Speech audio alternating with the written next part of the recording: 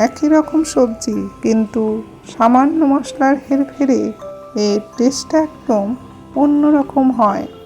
গরমকালে এই সজনে আলু তরকারিটি খেলে যেমন পেট ঠান্ডা থাকবে, তেমনি খুবই উপকারী আর খেতে অত্যন্ত সুস্বাদু হয়। তাহলে চলো শুরু করে দিই এই রেসিপিটা। নমস্কার বন্ধুরা, হরেক হরেক অম্বাতে তোমাদের স্বাগত। এখানে 200 গ্রাম সজনে নেওয়া হয়েছে। সজনেগুলোকে কিভাবে কাটা হচ্ছে আর কি সাইজে রাখা হচ্ছে সেটা তোমরা দেখে নাও। সজনে ডাঁটা অত্যন্ত পুষ্টিকর ও ঔষধি গুণসম্পন্ন একটি সবজি।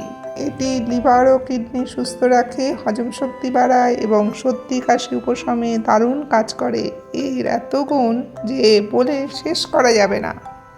সব কিছু কাটাকাটি হয়ে গেছে, এবার এক এক করে ধুয়ে নেওয়া হচ্ছে। কাটাকাটি ধোয়াধাই সব হয়ে গেছে, এবার আমরা আসলাম মূল পর্বে। কড়াইটা গরম হয়ে যাওয়ার পর ওর মধ্যে 5 চামচ সর্ষের তেল দিয়ে দিল। তেলটা গরম হলে ওর মধ্যে দিয়ে দিল ফোড়নের জন্য 2 শুকনো লঙ্কা আর 1 চামচ 5 ফোড়ন। ফোড়ন থেকে একটা সুন্দর গন্ধ বেরোনোর পর ওর মধ্যে দিয়ে দিল প্রথমে কেটে রাখা আলুগুলো। এখানে 3টে আলু নেওয়া হয়েছে। আলুগুলোকে দিয়ে কয়েক সেকেন্ড ভাজার পর ওর মধ্যে দিয়ে দিল সামান্য নুন আর সামান্য হলুদ গুঁড়ো। নুন আর হলুদ গুঁড়ো দিয়ে কিছুক্ষণ ভেজে নেওয়া হচ্ছে। এদিকে আলুগুলো ভাজা হতে থাক, চলো একটা মশলা রেডি করে নিই। এখানে নেওয়া হয়েছে 1 চামচ সাদা জিরে বাটা, 1 চামচ আদা বাটা,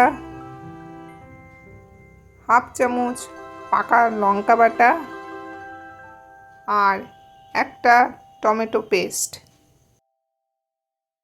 আর রয়েছে একটা কুচনো পেঁয়াজ। চলো আলুটা কি অবস্থায় আছে দেখে নিই। আলুটা কিছুটা ভাজা ভাজা হয়ে যাওয়ার পর ওর মধ্যে দিয়ে দিল সজনে ডাঁটাগুলো। এই সময় গ্যাসের ফ্লেমটাকে লোতে রাখা হয়েছে। সজনে ডাঁটাগুলো দিয়ে কিছুক্ষণ নাড়াচাড়া করার পর ওর মধ্যে দিয়ে দিল সামান্য নুন আর সামান্য হলুদ গুঁড়ো।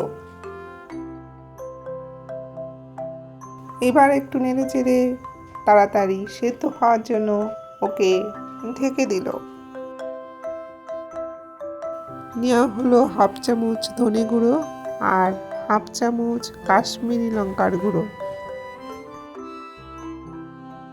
4 মিনিট পর ঢাকনাটা তুলে একটু নেড়ে চেড়ে নিয়ে আবার ওকে ঢেকে দেওয়া হলো। আবার আমরা 4 মিনিট পর ফেরত এলাম। গ্যাসের ফ্লেমটাকে হাইতে করে একটু ভেজে নেওয়া হচ্ছে।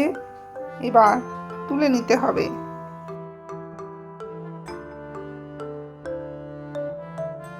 এবার একটা বাটিতে তুলে নিচ্ছে।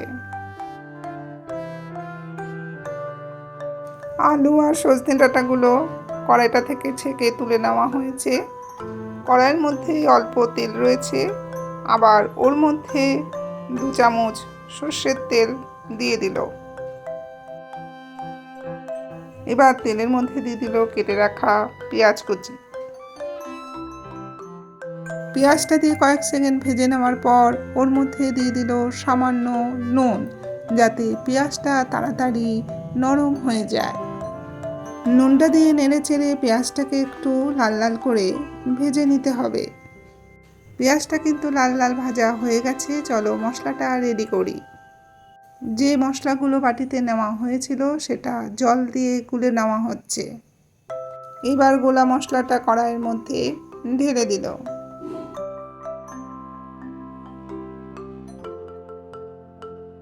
মশলাটা দিয়ে কিছুক্ষণ কষিয়ে নেওয়ার পর ওর মধ্যে দিয়ে দিল 1 চামচ হলুদ গুঁড়ো।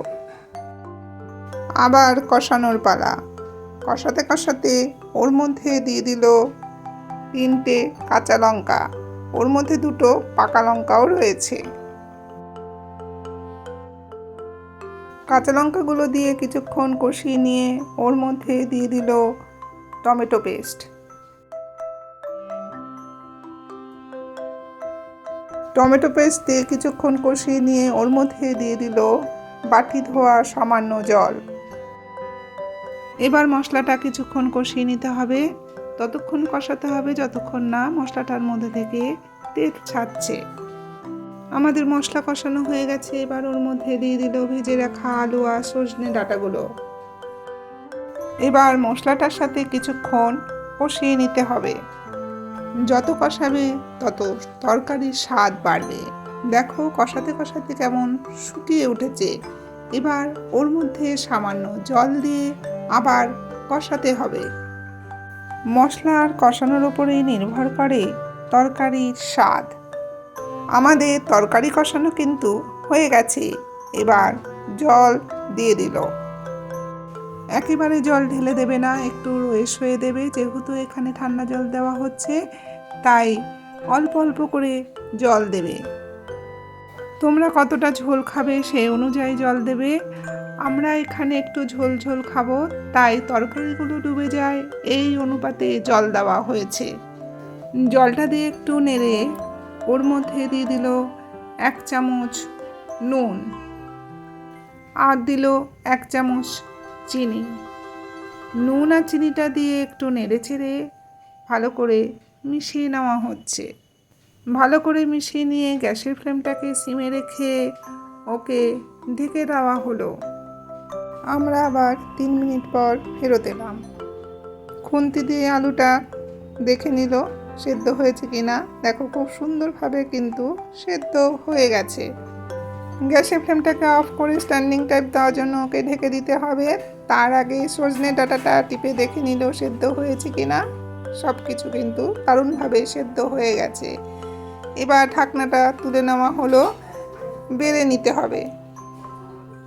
গরম ভাতে এই সজনের তরকারিটা খুবই তৃপ্তিদায়ক।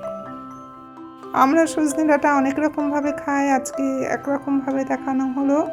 রেসিপিটা কেমন লাগলো কমেন্টে জানিও। ভালো লাগলে লাইক শেয়ার করার অনুরোধ রইল। তোমরা সবাই ভালো থেকো, সুস্থ থেকো। আবার দেখা হচ্ছে অন্য এক নতুন ভিডিওতে।